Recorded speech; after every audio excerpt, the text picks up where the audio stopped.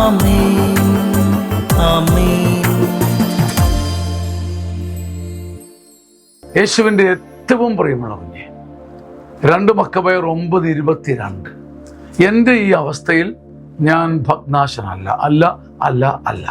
ഈ കാറ്റഗോറിക്കലായിട്ടുള്ള ഈ ഒരു സ്റ്റേറ്റ്മെൻ്റ് ഉണ്ടല്ലോ, എൻ്റെ ഈ അവസ്ഥ അതൊരു പക്ഷേ ദീനമാണ്, ദയനീയമാണ്, ഭാരമാണ്, പതറ്റിക്കാണ്. പക്ഷേ എൻ്റെ ഈ അവസ്ഥയിൽ ഞാൻ നിരാശനല്ല. ഉറപ്പിച്ച് പറയാൻ കഴിയുന്നവന് അടുത്ത വാക്യം കൂടെ പറയാൻ പറ്റും.